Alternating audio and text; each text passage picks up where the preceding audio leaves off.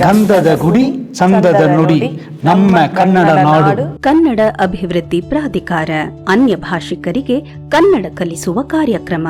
ಇದು ಸರ್ವ ಜನಾಂಗದ ಶಾಂತಿಯ ತೋಟ. ಕರ್ನಾಟಕವು ಒಂದು ಆಧುನಿಕ ರಾಜ್ಯ.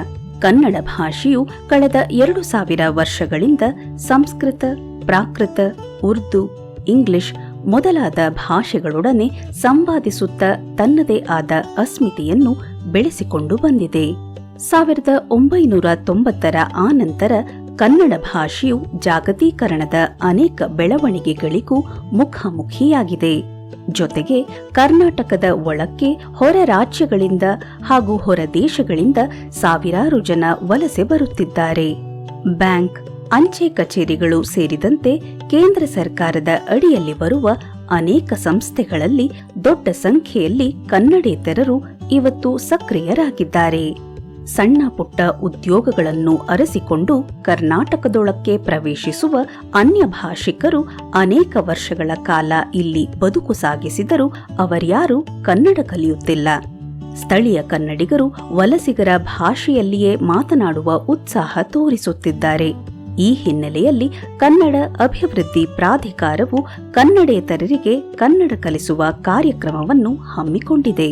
ಕನ್ನಡ ಅಭಿವೃದ್ಧಿ ಪ್ರಾಧಿಕಾರ ಕಳೆದ 3 ದಶಕಗಳಿಂದ ಕನ್ನಡದ ಅಸ್ಮಿತೆಗೆ ತಂದೆ ಆದಂಥ ಕೊಡುಗೆಯನ್ನು ಕೊಡ್ಕೊಂಡು ಬರ್ತಾ ಇದೆ. ಅದರಲ್ಲಿ ಬಹಳ ಮುಖ್ಯವಾಗಿ ಕನ್ನಡೇತರಿಗೆ ಕನ್ನಡ ಕಲಿಸ್ತಕ್ಕಂಥ ಒಂದು ತರಬೇತಿ ಕೇಂದ್ರವನ್ನು ಪ್ರಾಧಿಕಾರದ ಕಳೆದ ಹಲವಾರು ವರ್ಷಗಳಿಂದ ಮಾಡ್ಕೊಂಡು ಬರ್ತಾ ಇದೆ. ಕನ್ನಡೇತರಂದರೆ ಕೇವಲ ಒಂದು ಸಮುದಾಯಕ್ಕೆ ಅಷ್ಟೇ ಅಲ್ಲದೆ ಎಲ್ಲ ಸಮುದಾಯವನ್ನು ಕನ್ನಡಿಗರು ಯಾರು ಕರ್ನಾಟಕದ ಬಂದಲ್ಲಿ ವಾಸ ಮಾಡ್ತಾರೆ ಅವ್ರಿಗೆ ಕನ್ನಡ ಕಲಿಸ್ತಕ್ಕಂಥ ಕೆಲಸವನ್ನು ಸರ್ಕಾರದ ಪರವಾಗಿ ಕನ್ನಡ ಅಭಿವೃದ್ಧಿ ಪ್ರಾಧಿಕಾರ ಆ ಕೆಲಸವನ್ನು ಮಾಡ್ತಾ ಇದೆ ಅಂತ ಹೇಳಲಿಕ್ಕೆ ಬಹಳ ಇಚ್ಛೆ ಪಡ್ತಾ ಇದ್ದೀನಿ. ಈ ವರ್ಷ ಬಹಳ ಮುಖ್ಯವಾಗಿ ಮಾನ್ಯ ಬಿಳಿಮಲೆ ಸರ್ ಅಧ್ಯಕ್ಷತೆಯಲ್ಲಿ ನಾವು ಮುಸ್ಲಿಂ ಸಮುದಾಯಕ್ಕೆ ಮತ್ತು ಮಲಯಾಳಿ ಸಮುದಾಯಕ್ಕೆ ಹಾಗೇನೆ ಬಹಳ ಮುಖ್ಯವಾಗಿ ಅಪಾರ್ಟ್ಮೆಂಟ್ಗಳಲ್ಲಿ ಮತ್ತು ವಿವಿಧ ಸಮುಚ್ಚಯಗಳಲ್ಲಿ ಈ ಕನ್ನಡ ಕಲಿಕಾ ತರಬೇತಿಯನ್ನು ಪ್ರಾರಂಭಿಸ್ತಾ ಇದ್ದೀವಿ. ಬಹಳ ಮುಕ್ತವಾಗಿ ಅದಕ್ಕೆ ಆಹ್ವಾನ ಬಂದಿದೆ. ಅಲ್ಪಸಂಖ್ಯಾತರ ಇಲಾಖೆಯ ಮಂತ್ರಿಗಳು ಸಹ ಅದನ್ನ ಮುಖ್ಯ ರೀತಿಯಿಂದ ಅದನ್ನ ಉತ್ತೇಜನವನ್ನು ಕೊಟ್ಟು ಅದನ್ನ ಆ ಕಾರ್ಯಕ್ರಮವನ್ನು ಮುನ್ನಡೆಸ್ತಾ ಇದ್ದಾರೆ. ಇವತ್ತು ಮದ್ರಸೆಗಳಲ್ಲಿ ಮಾಡ್ತಾ ಇದ್ವಿ. ಮುಂದಿನ ದಿನ ಅಲ್ಲಿ ಮಸೀದಿ ಗುರುಗಳಿಗೆ ಬಹಳ ಜನ ತಮ್ಮೆಲ್ಲ ಗೊತ್ತಿದ್ದಂಗೆ ಅಲ್ಪಸಂಖ್ಯಾತರಿಗೆ ಕನ್ನಡ ಸ್ವಲ್ಪ ಕಡಿಮೆ. ಆ ಕಾರಣಕ್ಕೆ ಎಲ್ಲರಿಗೂ ಕನ್ನಡ ಬರ್ಬೇಕಂತ ಕಾರಣಕ್ಕೆ ಈ ಕಾರ್ಯಕ್ರಮನ ನಾವು ಹಮ್ಮಿಕೊಂಡಿದ್ದೀವಿ. ಭಾಷೆಯ ಜೊತೆಗೆ ಕರ್ನಾಟಕದ ಶ್ರೀಮಂತ ಪರಂಪರೆಯ ಬಗ್ಗೆಯೂ ಅನ್ಯ ಭಾಷಿಕರಿಗೆ ತಿಳಿಸಿ ಹೇಳಲಾಗುವುದು. ಇದು ನಮ್ಮಲ್ಲಿ ಸೌಹಾರ್ದದ ವಾತಾವರಣ ಉಂಟು ಮಾಡಬೇಕು. ಮಹಾಕವಿ ಕುವೆಂಪು ಹೇಳಿದ ಹಾಗೆ ಸರ್ವ ಜನಾಂಗದ ಶಾಂತಿಯ ತೋಟ ಸಾಕಾರಗೊಳ್ಳಬೇಕು. ಪ್ರಸ್ತುತ ಯೋಜನೆಯಲ್ಲಿ 45 ಕನ್ನಡ ಕಲಿಕಾ ಕೇಂದ್ರಗಳು ಯಶಸ್ವಿಯಾಗಿ ಕಾರ್ಯನಿರ್ವಹಿಸುತ್ತಿವೆ. 3 ತಿಂಗಳ ಅವಧಿಯ ಈ ಕಾರ್ಯಕ್ರಮದಲ್ಲಿ ಈಗಾಗಲೇ ಸಾವಿರಾರು ಜನರು ಕನ್ನಡ ಕಲಿತಿದ್ದಾರೆ. ಕನ್ನಡ ಭಾಷಾ ಕಲಿಕೆಯು ಕಲಿಕೆದಾರನಿಗೆ ಇನ್ನಷ್ಟು ಅವಕಾಶಗಳ ಬಾಗಿಲನ್ನು ತೆರೆಯಬೇಕು. ಕನ್ನಡ ಕಲಿಕೆಯನ್ನು ಸಾಧ್ಯ ಮಾಡಲು ಸರಳವಾದ ಪಠ್ಯಕ್ರಮವನ್ನು ಕನ್ನಡ ಅಭಿವೃದ್ಧಿ ಪ್ರಾಧಿಕಾರ ಸಿದ್ಧಪಡಿಸಿದೆ. ಅಷ್ಟೇ ಅಲ್ಲದೆ ಸಿದ್ಧಪಡಿಸಿರುವ ಪಠ್ಯಕ್ರಮವನ್ನು ಹೇಗೆ ಜೀವಂತಗೊಳಿಸಿ ಪಾಠ ಮಾಡಬೇಕೆಂದು ತಿಳಿಸಲು ಅಧ್ಯಾಪಕರಿಗೆ ತರಬೇತಿಯನ್ನು ನೀಡಲಾಗಿದೆ. ಮದ್ರಾಸದಲ್ಲಿ ಕನ್ನಡ ಕಲಿಯುವ ಮಕ್ಕಳನ್ನು ಹೊರತುಪಡಿಸಿದರೆ ಕನ್ನಡ ಅಭಿವೃದ್ಧಿ ಪ್ರಾಧಿಕಾರ ಕನ್ನಡ ಹೇಳಿಕೊಡುತ್ತಿರುವುದು ದೊಡ್ಡವರಿಗೆ. ಆದ್ದರಿಂದ ಮಕ್ಕಳಿಗೆ ಕನ್ನಡವನ್ನು ಹೇಳಿಕೊಡುವಾಗ ನಾವು ಯಾವ ಕ್ರಮಗಳನ್ನು ಅನುಸರಿಸುತ್ತೇವೆಯೋ ಅದನ್ನು ನಾವು ಬದಲಾಯಿಸಬೇಕಾದಂಥ ಒಂದು ಪರಿಸ್ಥಿತಿ ಇದೆ. ನಾವು ಅದನ್ನು ಬದಲಾಯಿಸಿದ್ದೇವೆ. ಸುಮಾರು 36 ಗಂಟೆಗಳಲ್ಲಿ ಸಾಮಾನ್ಯ ಕನ್ನಡವನ್ನು ಸಂವಹನಕ್ಕೆ ಸಾಧ್ಯವಾಗುವಷ್ಟು ಕನ್ನಡವನ್ನು ಹೇಳಿಕೊಡುವುದಕ್ಕೆ ಕನ್ನಡ ಅಭಿವೃದ್ಧಿ ಪ್ರಾಧಿಕಾರ ಒಂದು ಹೊಸ ಪಠ್ಯಕ್ರಮವನ್ನು ಸಿದ್ಧಪಡಿಸಿದೆ. ಬಹಳ ಮುಖ್ಯವಾಗಿ ನಾವು ಭಾಷೆಯನ್ನು ಹೇಳಿಕೊಡುವಾಗ ಭಾಷೆಯನ್ನು ಒಳಗೊಂಡಂತ ಸಂಸ್ಕೃತಿಯ ಬಗ್ಗೆ ಕೂಡ ಅನೇಕ ಮಾತುಗಳನ್ನು ಹೇಳ್ತೀವಿ. ಹಾಗಾಗಿ ಕರ್ನಾಟಕದ ಇತಿಹಾಸ, ವರ್ತಮಾನ, ಇಲ್ಲಿರುವಂತ ಬಹುಭಾಷಾ ಪರಿಸರ, ಇಲ್ಲಿರುವಂತ ಅನೇಕ ಧರ್ಮಗಳು, ಇದರ ಬಗ್ಗೆಯೂ ಕೂಡ ನಾವು ಅವರಿಗೆ ತಿಳುವಳಿಕೆ ಕೊಡುವುದರಿಂದಾಗಿ ಕನ್ನಡ ಕಲಿಕೆ ಕೊನೆಯಾದಾಗ ಅವರು ಬಹುಮಟ್ಟಿಗೆ ಕನ್ನಡಿಗರೇ ಆಗಿರುತ್ತಾರೆ. ಈ ಪ್ರಯತ್ನದ ಒಂದು ದೊಡ್ಡ ಕೆಲಸ ಮದರಸಗಳಲ್ಲಿ ಕನ್ನಡ ಕಲಿಸುತ್ತಿರುವುದು. ಇದರ ಮೊದಲ ಹಂತದಲ್ಲಿ 180 ಮದರಸಗಳಲ್ಲಿ ಕನ್ನಡ ಪಾಠಗಳನ್ನು ಆರಂಭಿಸಲಾಗಿದೆ. ಕರ್ನಾಟಕ ಸರ್ಕಾರದ ಅಲ್ಪಸಂಖ್ಯಾತರ ನಿರ್ದೇಶನಾಲಯದ ಸಹಕಾರದೊಂದಿಗೆ ಮುಂದಿನ ದಿನಗಳಲ್ಲಿ ಇದನ್ನು 1200 ಮದರಸಗಳಿಗೆ ವಿಸ್ತರಿಸಲಾಗುವುದು. ಕನ್ನಡ ಭಾಷೆಯು ನಮ್ಮ ನಡುವಣ ಕಂದಕಗಳನ್ನು ಕಡಿಮೆ ಮಾಡಲಿ ಎಂಬುದು ನಮ್ಮ ಆಶಯ.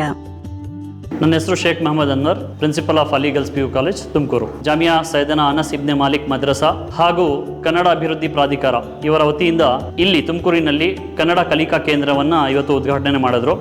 ಈ ಕಾರ್ಯಕ್ರಮ ಏನಿದೆ, ಮದ್ರಸಾಗಳಲ್ಲಿ ಅರಬಿಕ್ ಟೀಚ್ ಮಾಡುವಂತಹ ಉಸ್ತಾದ್ಗಳು ಏನಿದ್ದಾರೆ, ಹಜರತ್ಗಳು ಏನಿದ್ದಾರೆ ಅಥವಾ ನಮ್ಮ ಒಲಮಾಗಳೇನಿದ್ದಾರೆ, ಅವರಿಗೆ ಕನ್ನಡವನ್ನ ಕಲಿಸುವಂಥದ್ದು. ಅಂದ್ರೆ ಕನ್ನಡವನ್ನ ಓದಲಿಕ್ಕೆ ಬರೋ ಹಾಗೆ ಮಾಡೋದು, ಮತ್ತೆ ಕನ್ನಡವನ್ನ ಬರೀಲಿಕ್ಕೆ ಬರೋ ಹಾಗೆ ಮಾಡುವಂಥದ್ದು. ಇದರಿಂದ ಏನಾಗುತ್ತೆ ಅಂತಂದ್ರೆ, ನಮ್ಮ ರಾಜ್ಯದಲ್ಲಿ ಇರುವಂತಹ ಎಲ್ಲಾ ಅಲ್ಪಸಂಖ್ಯಾತರು, ಅದರಲ್ಲೂ ಸಹ ನಮ್ಮ ಮುಸಲ್ಮಾನ್ ಬಾಂಧವರು ಕನ್ನಡವನ್ನು ಸ್ಪಷ್ಟವಾಗಿ ಮಾತನಾಡಬಹುದು, ಬರೀಬಹುದು, ಓದ್ಬೋದು. ಒಂದು ಹೆಮ್ಮೆಯಿಂದ ನಾವು ಹೇಳ್ಕೊಡ್ಬೋದು ಏನು ಅಂತಂದ್ರೆ, ನಾನೊಬ್ಬ ಕನ್ನಡಿಗ ಅಂತ ಅಂದ್ಬಿಟ್ಟು. ಅದನ್ನು ಸಹ ಈ ಭಾಷೆ ಏನು ಶ್ರೀಮಂತವಾದಂಥ ಭಾಷೆ, ಸುಮಾರು 2000 ವರ್ಷಗಳ ಇತಿಹಾಸ ಇರುವಂತಹ ಒಂದು ಭಾಷೆ. ಯಾಕಂದ್ರೆ ನಾವು ಈ ಒಂದು ಭಾಗಕ್ಕೆ ಬಿಲಾಂಗ್ ಆಗ್ತೇವೆ, ಈ ಒಂದು ಮಣ್ಣಿನಲ್ಲಿ ನಾವು ಹುಟ್ಟಿದ್ದೇವೆ, ಈ ಮಣ್ಣಿನ ಭಾಷೆ ಕನ್ನಡ ಇದೆ. ಅಚ್ಚರಿಯ ಸಂಗತಿ ಎಂದರೆ, ಬೆಂಗಳೂರಿನ ದೊಡ್ಡ ದೊಡ್ಡ ಅಪಾರ್ಟ್ಮೆಂಟುಗಳಲ್ಲಿ ಕನ್ನಡ ಪೂರ್ತಿ ಕಾಣಿಯಾಗಿರುವುದು. ಪ್ರಾಧಿಕಾರವು ಅವರು ಪ್ರಾಥಮಿಕ ಕನ್ನಡವನ್ನಾದರೂ ಕಲಿಯಬೇಕೆಂದು ಹೇಳಿದೆ. ಅದರ ಫಲವಾಗಿ ಇವತ್ತು ಫ್ಲಾಟುಗಳಲ್ಲಿ ಕನ್ನಡ ಕಲಿಕಾ ಕೇಂದ್ರಗಳು ಆರಂಭಗೊಂಡಿವೆ. ಅಲ್ಲಿಯ ಮಹಿಳೆಯರು ಬಹಳ ಉತ್ಸಾಹದಿಂದ ಕನ್ನಡ ಕಲಿಯುತ್ತಿದ್ದಾರೆ. ಕರ್ನಾಟಕ ಬೆಂಗಳೂರು ಬಂತು 15 ವರ್ಷ ಮೇಲ ಆಗಿದೆ. ಆಗಿನೂ ಕೂಡ ನಮ್ಮವ್ರಿಗೂ ಚೆನ್ನಾಗಿ ಕನ್ನಡ ಹೇಳಕ್ಕೆ ಬರ್ತಾ ಇಲ್ಲ. ಕನ್ನಡ ಅಭಿವೃದ್ಧಿ ಪ್ರಾಧಿಕಾರದಿಂದ ಫ್ರೀ ಕನ್ನಡ ಕ್ಲಾಸಸ್ ಕಂಡಕ್ಟ್ ಮಾಡಿದ್ದಾರೆ. ಆದ್ಮೇಲೆ ನಾವು ಸ್ವಲ್ಪ ಕನ್ನಡ ಮಾತಾಡಕ್ಕೆ ಶುರು ಮಾಡಿದೀವಿ. ಸ್ವಲ್ಪ ಆಕ್ಟಿವಿಟಿ ಟೈಪ್ಸು ಹೇಳಿಕೊಟ್ಟು ಅದರಲ್ಲಿ ಕನ್ನಡ ಕಲಿಯೋ ಥರ ಹೇಳ್ತಾ ಇದ್ದಾರೆ.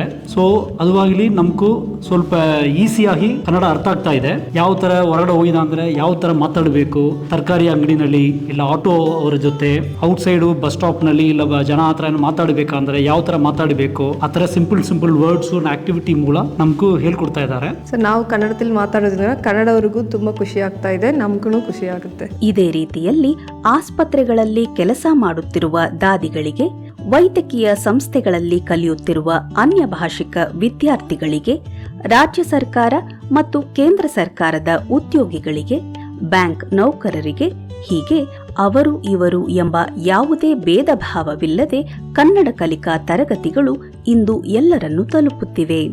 ಕರ್ನಾಟಕ ಸರ್ಕಾರದ ಅಲ್ಪಸಂಖ್ಯಾತರ ಕಲ್ಯಾಣ ಇಲಾಖೆ ಮತ್ತು ಕನ್ನಡ ಅಭಿವೃದ್ಧಿ ಪ್ರಾಧಿಕಾರದ ಸಹಯೋಗದಲ್ಲಿ ಮದರಸದ ಶಿಕ್ಷಕರಿಗೆ ತರಬೇತಿ ನೀಡಲಾಗುತ್ತಿದ್ದು, ಸಾಮಾಜಿಕ ಏಕತೆಯ ಕಾರಣಕ್ಕೆ ಮದರಸಗಳ ಮೌಲ್ಯಗಳು ಮತ್ತು ಶಿಕ್ಷಕರಿಗೆ ಕನ್ನಡ ಕಲಿಸಲು ಸುಮಾರು 200 ಮಂದಿಯನ್ನು ಆಯ್ಕೆ ಮಾಡಿ ವಿಶೇಷ ಅಭಿಯಾನವನ್ನ ನಾವು ಪ್ರಾರಂಭ ಮಾಡಿದ್ದೇವೆ. ಈಗಾಗಲೇ ಬೆಂಗಳೂರು, ವಿಜಯಪುರ, ರಾಯಚೂರು, ಕಲಬುರಗಿ ಸೇರಿದಂತೆ ವಿವಿಧ ಜಿಲ್ಲೆಗಳಲ್ಲಿ ಇದನ್ನ ಜಾರಿಗೊಳಿಸಲಾಗುತ್ತಿದ್ದು, ನಮ್ಮ ಉದ್ದೇಶ ಇಷ್ಟೇ, ಕರ್ನಾಟಕದಲ್ಲಿ ವಾಸಿಸುವಂತ ಕರ್ನಾಟಕದವರು ಇರಬಹುದು ಅಥವಾ ಬೇರೆ ರಾಜ್ಯಗಳಿಂದ ಬಂದಿರುವಂತ ಎಲ್ಲರೂ ಕೂಡ ಕನ್ನಡವನ್ನ ಮಾತನಾಡಬೇಕು, ಕನ್ನಡವನ್ನ ಒಂದು ಕಲಿಕಾ ವಿಷಯವಾಗಿ ತೆಗೆದುಕೊಳ್ಳಬೇಕು ಅನ್ನುವಂಥದ್ದೇ ನಮ್ಮ ಮುಖ್ಯ ಹಾರೈಕೆ.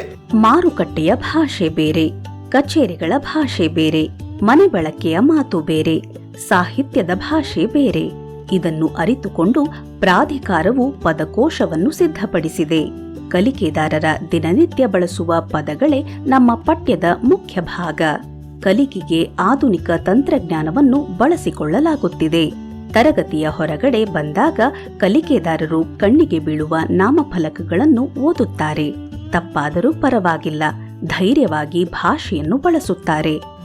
ಕಾವೇರಿ ಎಂದ ಪದ ಸೇರಿಸಿ ಇನ್ನೊಂದು ವಾಕ್ಯ ಹೇಳಿ ನೋಡೋಣ. ನನ್ನ ಸ್ನೇಹಿತೆಯನ್ನ ಹೆಸರು ಕಾವೇರಿ. ಸ್ನೇಹಿತೆಯನ್ನ ಅಲ್ಲ, ನನ್ನ ಸ್ನೇಹಿತೆಯ ಹೆಸರು ಕಾವೇರಿ. ಕೇಳಿ ಅಂದ್ರೇನು?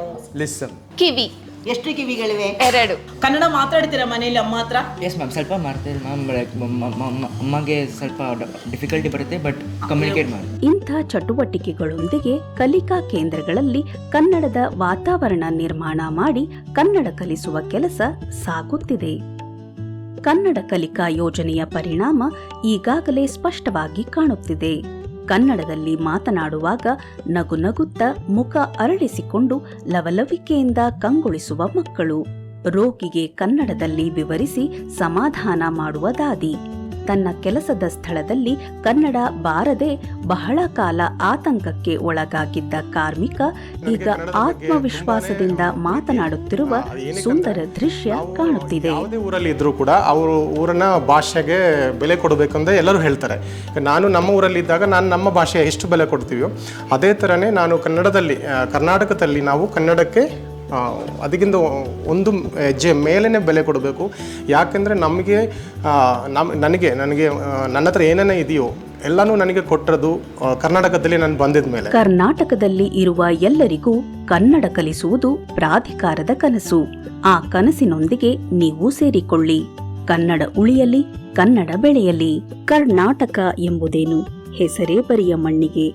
ಮಂತ್ರಕಣ, ಶಕ್ತಿಕಣ, ತಾಯಿ ಕಣ, ದೇವಿ ಕಣ, ಬೆಂಕಿ ಕಣ, ಸಿಡಿಲು ಕಣ.